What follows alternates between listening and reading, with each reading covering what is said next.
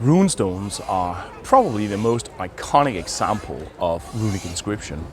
It is kind of the example that every child knows, and you can meet people who will be telling you that there isn't anything vaguely religious about runestones. They're just like commemorative inscriptions with no function that's in any way religious, a bit like this commemorative homage to Salvador Allende here.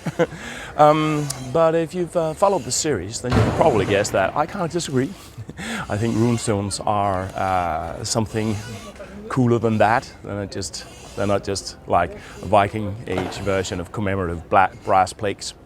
My name is Rune Hjarnø Rasmussen. I'm a historian of religion, working on developing perspective of Nordic history of religions as a kind of Eurotech animist knowledge that has been rejected in the process of us becoming modern.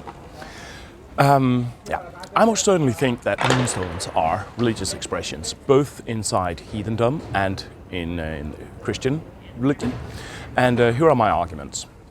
First, of course, they are commemorative inscriptions, right? Runestones typically say that so-and-so set the stone or wrote these letters or created this monument after so-and-so. And if there's one thing that we do know about pre-Christian Scandinavians, then it is that being commemorated was of actual religious importance to them. There is a quite famous stanza in the Havamal that goes, "Cattle die, kinsfolk die, in the end you die yourself. I know one that never dies, judgment over dead men." Right? The commemoration is what the community remembers. Being remembered is almost a kind of immortality that could be implied somehow in this verse from the Havamal. And indeed, you do see a lot of runestones that specifically commemorate that most iconically Viking ticket to immortality, and that's dying in battle. So-and-so died fighting under King Knut, or so-and-so died as a Viking in the East, and so on. By the way, runestones is characteristic of the Viking Age. They do begin before the Viking Age, but they're very characteristic of the Viking Age and the following period. In Sweden, there's a lot of medieval runestones also. Cool. And this is actually important, the runestones in the Christian period, because what was their function when people were Christians and still said runestone? Don't forget that by far the biggest part of our runic inscriptions are Christian, and I don't think that people perceived something more inherently heathen about the runes than we would today perceive electricity or something as being more inherently Christian than Muslim or something, and therefore it's also interesting to see what these newly converted Christians say on their runestones, And here, as usual, Sweden is an interesting place to go. Sweden is one of my favorite countries in the world, by the way. A spot it paradoxically shares with Brazil. These are two very different places. Anyway, many Swedish runestones, they are Christian, and in fact some believe that Christianity motivated quite a significant part of the Swedish production of runestones, that they were set as a way of impressing Christianity basically on the landscape. And I made another video about these characteristic and very interesting syncretic Christian crosses that are often on these runestones that seem like it seems that there is an Yggdrasil sort of animist reality that underlies the way that they construct these crosses. Another video of mine. Anyway, what do they say? What do they typically say? Well, often there's this little sentence saying, "God help his soul," about the dead person being commemorated. Right? And this is actually a little formula invoking God to do the right thing with the dead soul. And so it's not just commemorative, it's an actual ritual contribution to bringing the dead to the right place, these Christian runestones, right? And I think that in the light of the heathen religious importance of commemoration, I don't think this conceptual scheme that the runestone does something or is part of doing something with the dead person's soul, that this is something that is likely to have just appeared with Christianity. I think it was probably like that before as well, and that the commemoration on the runestone inscriptions, they were sort of supposed to actually do something for or with the dead person somehow. And there's one example of this which is just bloody monumental, and that is the runestone of runestones, the Swedish Rök inscription that was recently interpreted by a council of Swedish, I think we could call them runology elders, who sat together in secret council meetings and talked about this incredible inscription. And what they found was, I hope I'm rendering this correctly, that the runestone likely reflects the mythic reaction to climate change in the 6th century, what archaeologists have called the Fimbul winter, and might be related to the myth of the Ragnarok, and that what the runestone does is that there's a man who's some sort of chief who's mourning his dead son, and then he's inscribing him in the battle of Ragnarok. Like the stone invokes the dead person as one of Odin's warriors, the Einherjar, fighting for a harmonious world that's been disrupted by climate change. Also something I spoke about in other videos, by the way. And many runestones don't do anything as spectacular as that. They just establish the memory of a person.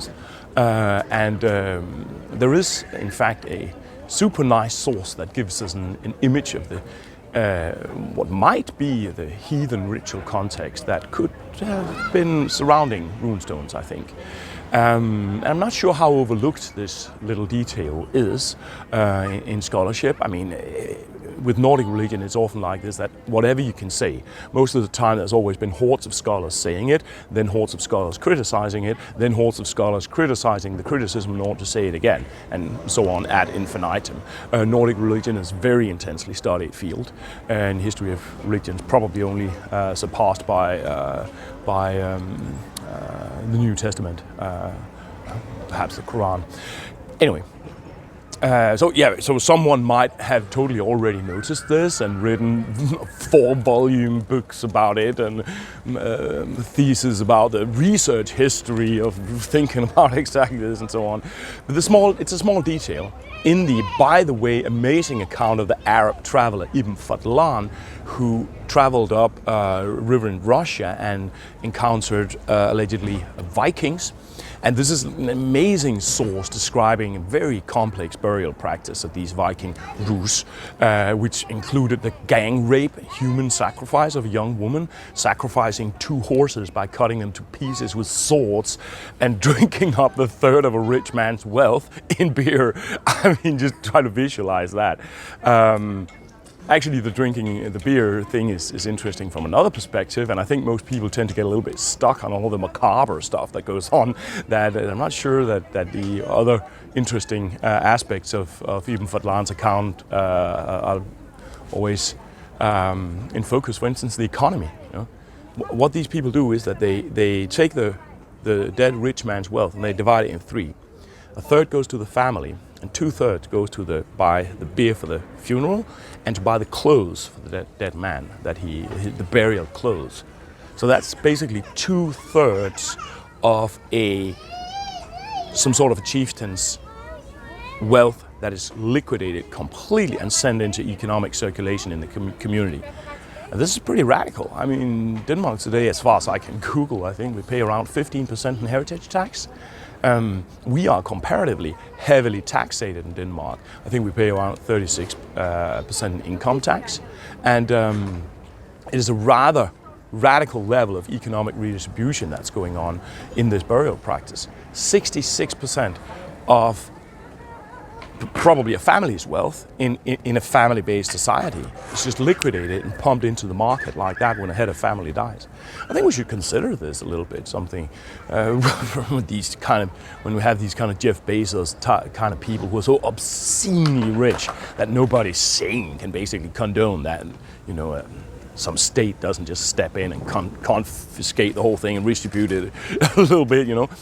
We should consider the Viking way, you know, when a guy like Steve Jobs died, we just go, okay, 66%, you know, just straight into redistribution. I consider coining the term orgiastic potlatch necro-Viking socialism. I don't know, maybe Salvador Allende would have approved. Nah, anyway, silly things. Forget about it, and back to runestones. This incredible burial process ends, and then at the end of it, Ibn Fadlan writes. Then they constructed, in the place where there'd been the ship, which they had drawn up and out of the river, something like a small round hill, in the middle of which they erected a great post of birchwood, and on which they wrote the name of the man and the name of the Rus king. Now, they write the name of the man, of the departed, on a post of wood that they place on a hill. It's a very Nordic thing to do, this whole hill building and ship burning and all that kind of stuff. This is the conclusion of a huge ritual process, that they erect this post and write the man's names on it. Now, if we go back and look a little bit at runestones, and the earliest runestones, they actually have on them runes written in vertical bands, often these line bands of runes. And I think it's very possible that this is a stone version of writing runes on a pole of sorts, right? It's a stone version, could be very well be a stone version of the practice that Ibn Fadlan describes. Like, I grew up in a farm, and if you strike a fence post in the ground here in Denmark, then the following year you can do like this to it, because it's so humid and wood in the surface just rots away at an incredible speed. Poles with runes on them, would have disappeared. It's quite interesting, I think, that Ibn Fadlan describes that they erect a wooden pole. So yeah, I think that when we read Ibn Fadlan specifically and consider thinking of consider runestones, then I think we could consider seeing runestones as the tip of an iceberg of ritual activity. A runestone might be a full stop that ends, you know, weeks of ritual preparation, a huge ritual process that included a whole community and circulated lots of resources through the community, and we might, you know, I think there's a lot of stuff that we can't see about what went before the actual erection of the runestone, and I think Ibn Fadlan can give us a little bit of a feeling. You know, we know that burial practices were huge and complex, and we can see this also in archaeology. By the way, Ibn Fadlan's description is very, very precise. Probably it almost looks ethnographically precise. Its details of it is confirmed by the investigation of the Oseberg burial. So it's likely a quite precise description. Yeah. So